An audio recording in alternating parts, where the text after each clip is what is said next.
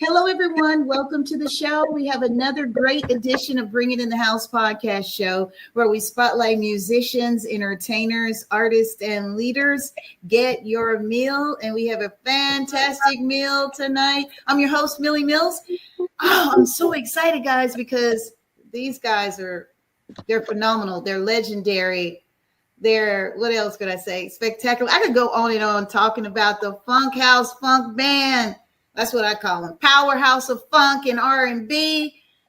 Woo! Yeah. Decades of hits and singles, dance floor party anthems, creators. This is the Word Up story. I almost said the other word, but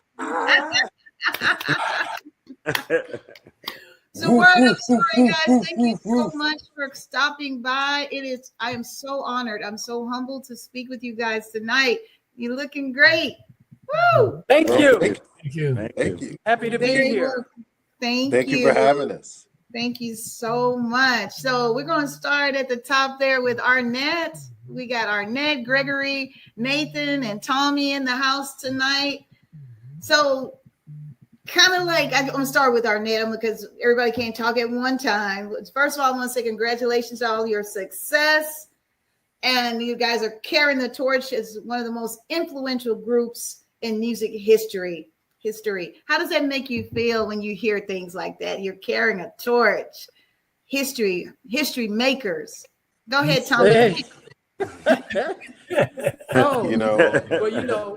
After almost 45, 50, pretty close to 50 years now, I stopped counting.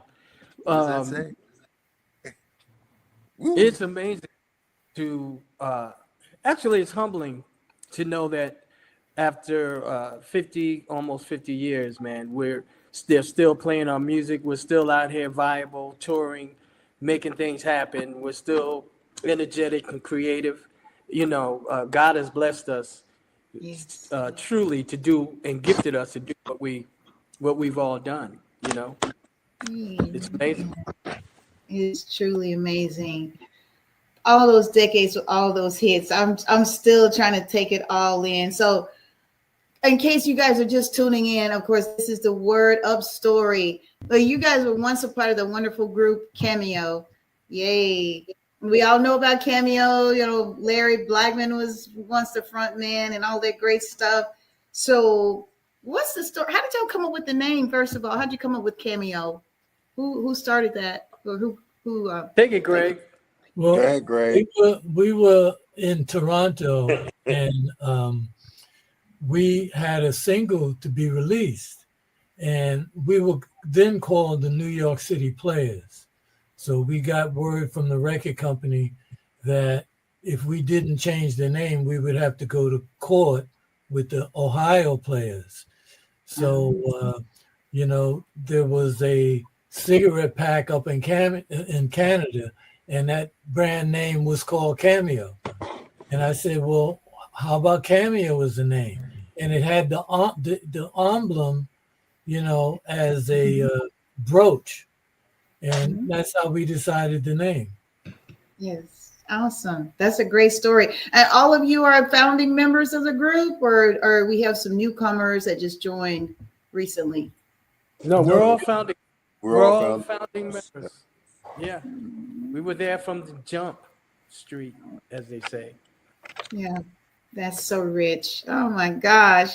In college, gosh, y'all don't know the impact. Do you really understand the impact you guys had on the world? That Candy song. Okay, Word Up, Candy, Single Life. Yeah, Single Life. When I pledged AKA Alpha Kappa Alpha Sorority back in 1987, University of Arkansas Pine Bluff. And we would, on college night, we would have different events. And at least 3 of your songs would play throughout the night. Isn't that amazing? So that's why I'm so excited to get a chance to talk to you guys. Cool. How did you guys meet, though, from the beginning? Let's go back some. How did it all come together? Please tell us. Well, I was with Greg. Greg and I were part of the New York City Players in the beginning.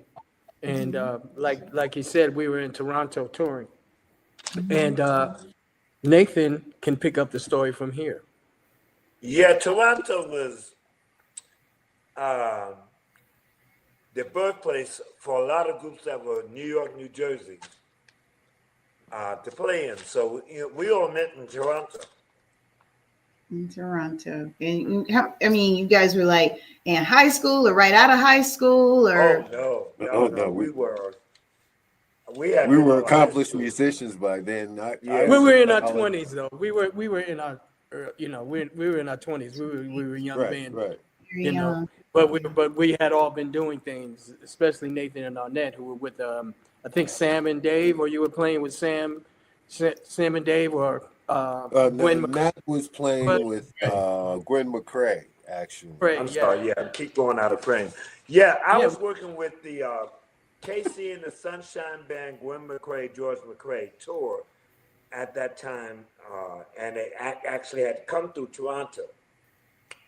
And Tommy, Greg, and Larry were staying at this hotel called the York Hotel. Do you remember that, Tommy? Yeah. Yep. And we were all at the York, and the guitar player in those days in the 70s, you know, even on a tour like that, nobody was making any great money. So we were doubling up, and the guitar player and I were roommates.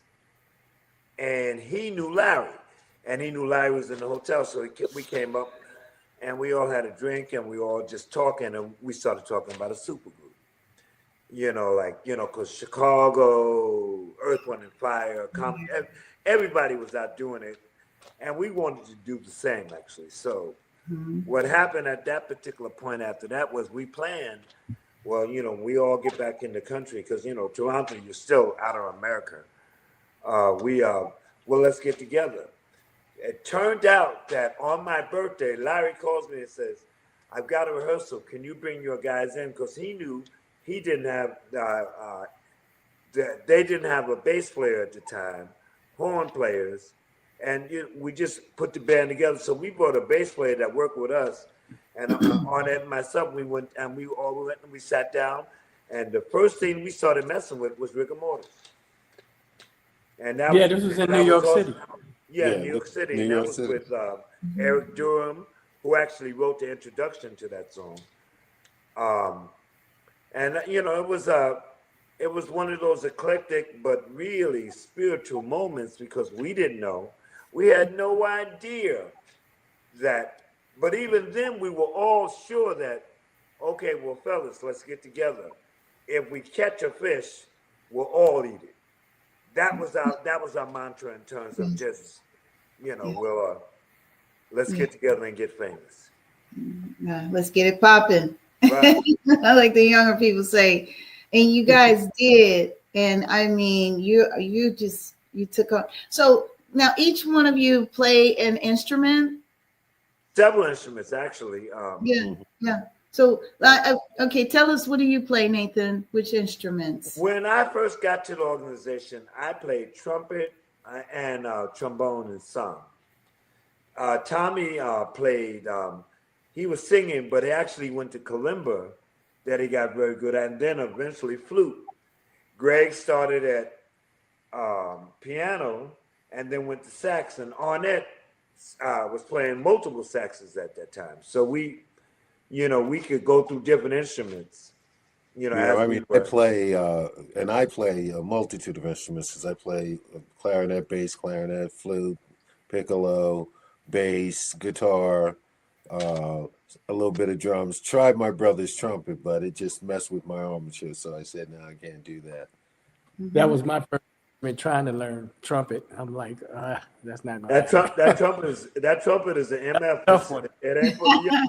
It ain't for the young. I'm gonna tell you that right now. I took up the kalimba because of my hero. Playing the S out of kalimba. I like it. I still got it, and I mess with it.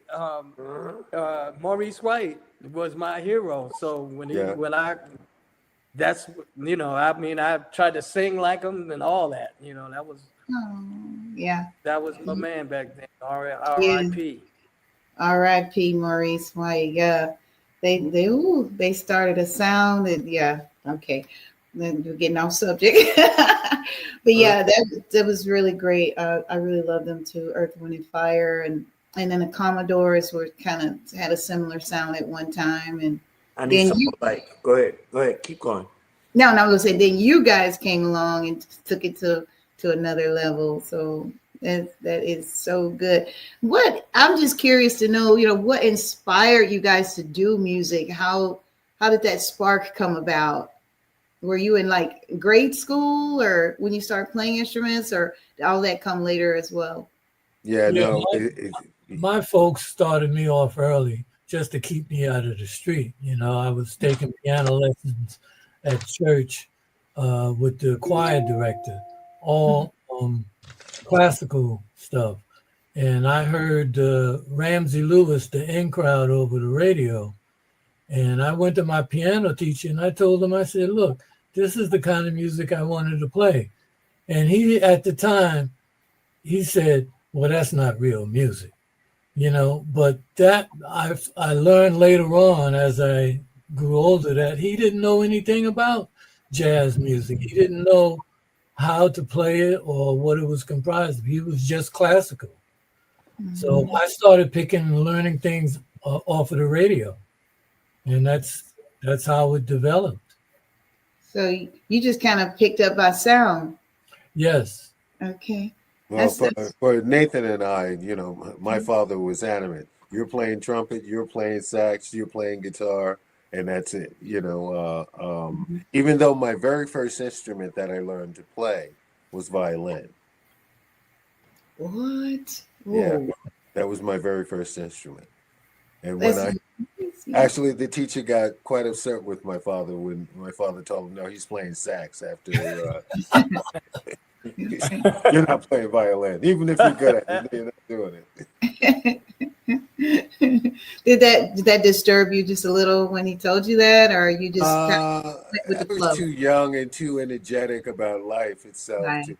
to let anything like that bother me. It was just like, all right, well, let's do it. Let's do it. Plus, we love playing everything. I mean, Yes. it was just Yes. in our DNA. We love playing everything. The strange thing, when you ask questions like that, it's like with all artists, they all start somewhere, humble as it is, and musicians, but people don't understand to accomplish what you do, and you could have been a doctor, you could have been anything, because it takes many, many years. Just I can't even get into when you start an instrument. There's scales. There's 100 of them. That you have to learn. There's chords. There's the whole theory of music. And And then there's the I'm application. still working at it. Yeah, that you well, have to work at it. So if you get a will chance to die actually- working at it, and you'll die working at it because scales are infinite. It's You know, endless. they're endless. And if you get a chance to be successful, that is very, very, very special. Yeah. That's for why in the the very public. beginning. Yeah, that's why when I was, a kid, I used to sing in church. That's where, I started pretty much. That's where a lot of vocalists and musicians start in church. And I used to sing in church, and I listened to, my parents used to play all the jazz, the classics. I mean, all the old cats. And then when I discovered the Temptations and Motown and Four Tops, and then we were listening to Black Ivory and all these other groups that were just vocalist singing groups. I mean, that's pretty much where I learned how to formulate my own sound, Yeah, and then songwriting was something that I've always done as far as writing, period.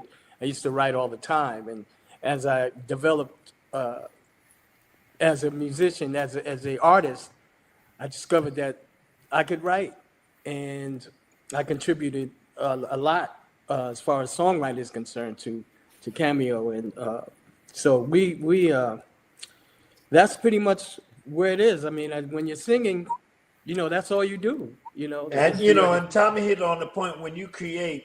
From the time that we first got together from that first rehearsal, that's when we first started working on our very first hit single, Rigor Mortis. At the time, the New York City Players had a song called Find My Way Out.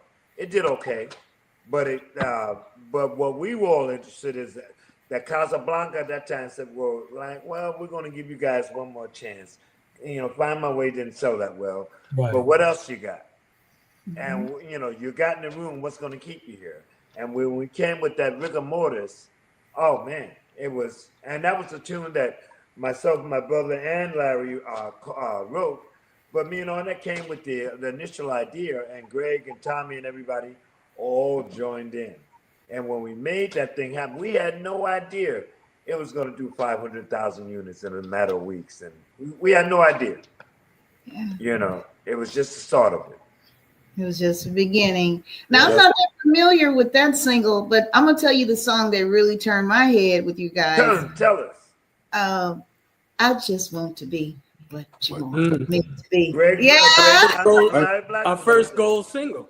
Yeah, that's the one that I wrote. Yep. Yeah. That's which one? Is that Nathan or Gregory? No, that's Right. Greg. Right. Yeah, that's the one that I wrote. Oh, First wow. gold Came up single. with the bass line Yeah. and the hook. Yeah, it was a crazy bad mamma jamma. Yeah, Yes. and from our point of view, the way we did back then is a guy brought an idea to the table, and the whole band went to work on it. Right. And it bothers me so when I hear these guys say, "Oh, I wrote this or I wrote that" when they're in a band, because they know damn well that It was a what the collaboration. guitar player was playing, Yeah. what the keyboard player was playing, what the horns are playing were all creative ideas. Yes. Yeah. Collaboration. And no one person said, "You play this, you play this, you play this, you play this." It doesn't happen that way. No, it It was happens real in organic. that- and- It was and- real yeah, organic and- when we created. It was It's organic. organic as hell, Guys would bring ideas, And it was feeling, emotional feeling where, who said that funk was done just by one, Yeah. It was that- yeah, and like giving credit to everybody, that was involved in the project is really a good idea, because really that's just the truth of how creative stuff happens. Yeah. Most people don't understand that when they see the names on a record, they think, "Oh, this guy came," but with bands, and that's something politically that you don't see anymore for that very same reason. That with bands, it means you got to pay a lot of people. When you're dealing with P. Diddy or whoever, you don't. Yeah. So True. That's true. You guys have written so many timeless classics, out of all the ones that you've written. Is there a single classic that's one of your favorites to perform, and why? There's so many. So many. Yeah, there's a lot. You And know. there's a lot. I mean, we can name several. I think She's Strange is one that is always gets me. She's Strange because of the it's just so atmospheric. The way the keyboards and the sounds and everything. yeah, it's moody. Moody tune, and and an improbable rap that at the time was a chance taker, because Yeah, it was. You know, I'm glad you put it it that way. was- 'Cause it was. We were like, are you sure you want to say that? And I'm not talking about. but it was the unique lyrics in the itself. way that it was presented, very unique, Yes. and that's why it came off. But And man, we got especially- Why Have I Lost You? We It got was crazy Sparkle. from Cameo, because most people thought, are they rapping? No, it's that kind of thing in the rap world. But we were artists. We were artists that saw it as creativity. We didn't see it as rap versus R&B or anything like that. We were using all the tools that God gave us musically. Yeah. And that's what we did with She's Strange. Tommy is right. It was a chance taker. But the one thing when we I'm gonna get a glass got of together, water. it became a brotherhood, and I got to say that because in the very beginning, we were riding in vans, going to and from gigs, going from one gig to the next gig, driving at night just to get Right. there on time, and still rehearsing and doing all those things. Thank God we were in our 20s, because we couldn't have done that, at our age now. But Yeah. we lived together for 4 or 5 years straight on the road. Well, I mean, we saw each other more than we saw our families. And the one thing I'd like to say too is, I give credit to all the people who helped Cameo rise up, and become famous. So all those people who are not mentioned, I give praise and all Yeah. of that to all of them. And the one thing I just want to say is, is you can't change history.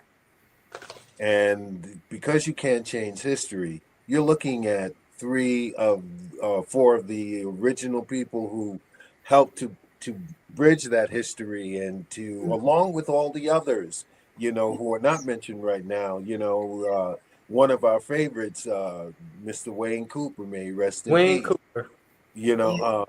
There are so many other people. Nathan mentioned Eric Durham, Gary Dowd, William Reeves. The list goes on and on and on.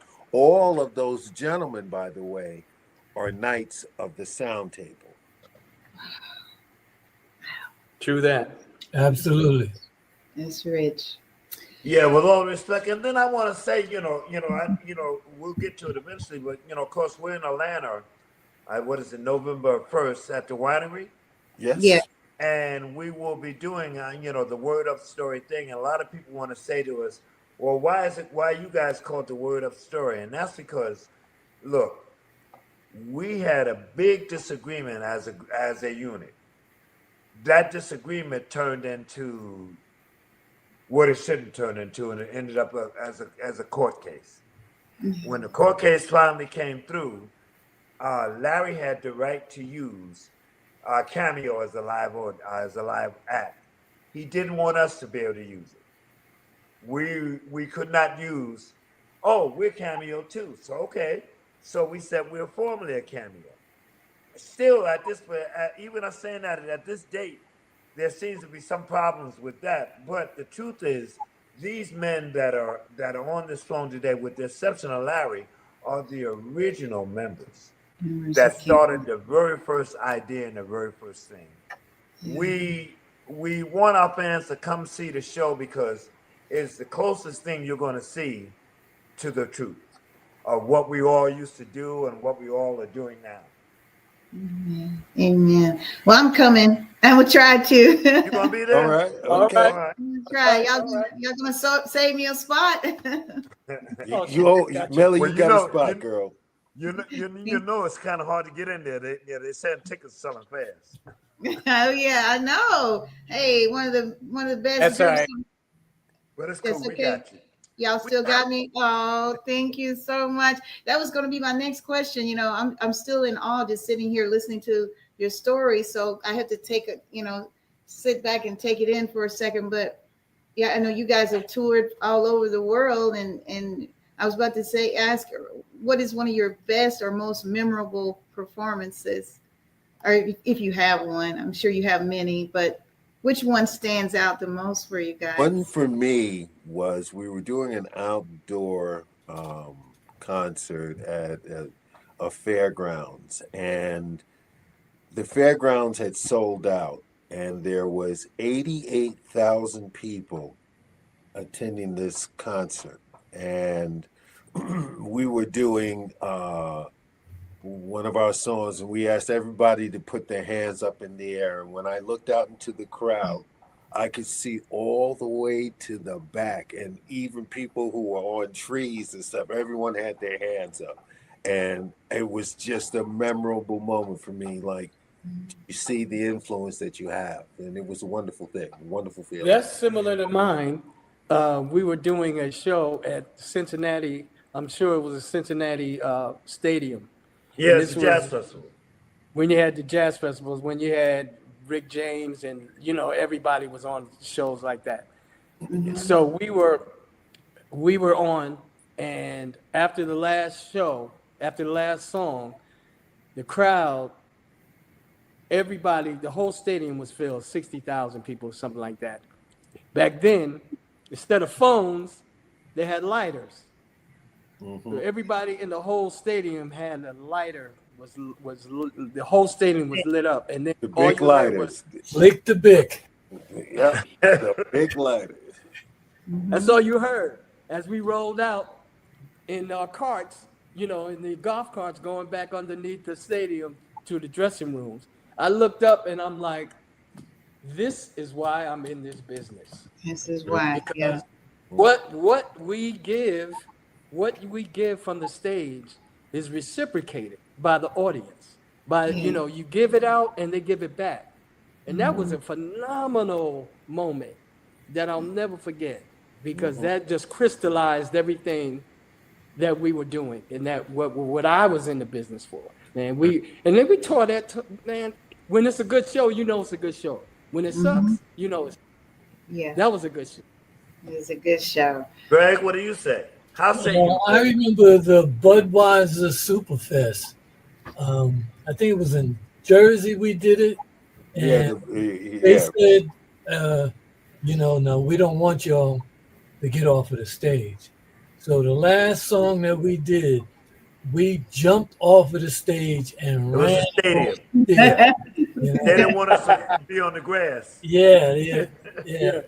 Right. That's what I remember. That was a hell of a show too. Yeah. And, Yeah. and I'm going to say for me, I'm going to get real eclectic about this.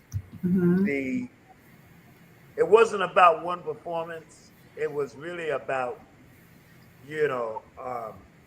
we were young black men in a country that in the 70s that was not, that would not give us a loan, that we all said, we got a multi-million idea, we got good credit, They wouldn't have given us that loan. We did this on ourselves and turned it into a multi-million-dollar worldwide thing. At the time that Word Up came out, we were doing 400,000 units as Atlanta artists a week. We were the the seventh major record company in the world in terms of sales.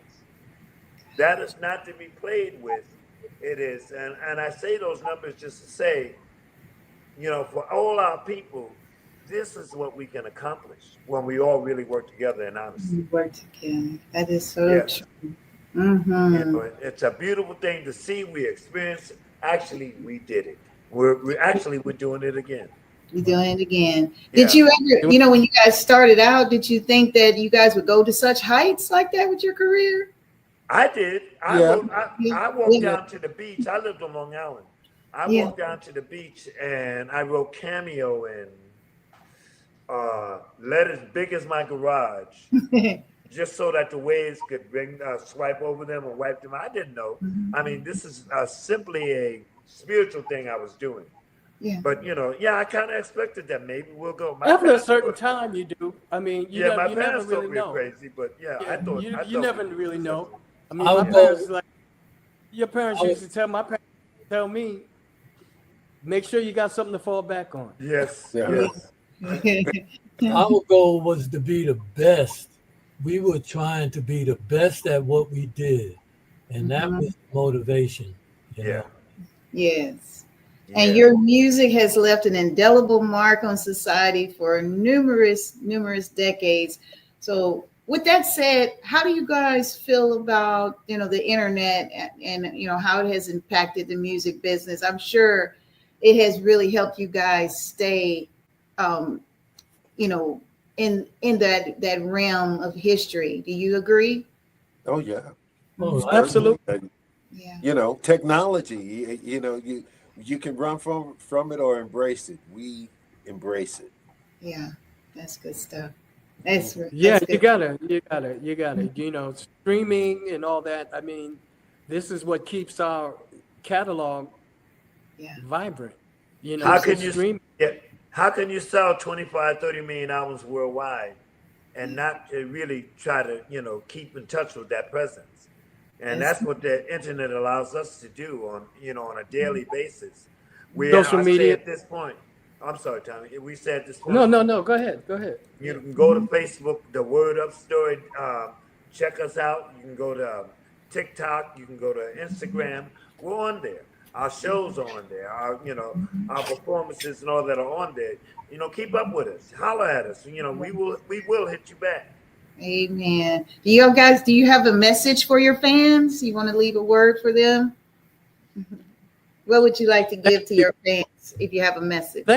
Thank you for Thank allowing Thank you, us and to don't forget to come see us on November 1st.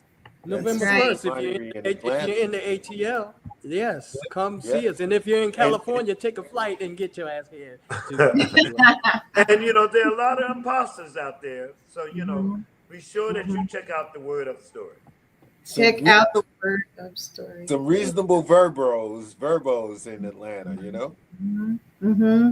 Yes. Well, you guys heard it. You got the invitation directly from them. The Word Up Story, of course, is going to be at the City Winery in Atlanta on November 1st. So don't you miss out. Any shout outs before we wrap things up, guys? Oh, let me just shout out to my hometown, Amityville, Copay. We love you. Yo, yo, yo, my peeps. I want to say, Shout out to Dallas, Georgia. Dallas, Georgia. Yeah. Shout out to Rahway, New Jersey, baby. New Jersey. Rahway, Jersey. where I made You my from Jersey? bones. All right. Any last words or anything of encouragement you want to share before we wrap With it up? everything, we want everybody to keep it safe and be peaceful. Have a good day. We love you. All right. Yeah. Peace, love, and happiness. Thank you. Take care of each other. And Millie, Okay. thank you Yes. for having us. Thank you guys Yeah, so man. much. Love your podcast. Yeah, we had a You're great doing good time. work. Thank you. See you Love soon. you. Oh, I'm getting balloons. Oh yeah! Big shout out to Roxanne and Belinda. Roxanne. Yeah, absolutely. Oh yeah, Roxanne. Yeah. And the DreamWorks crew. Don't see, everybody does that when I'm gonna go, Roxanne, Man. you don't have to go up red light.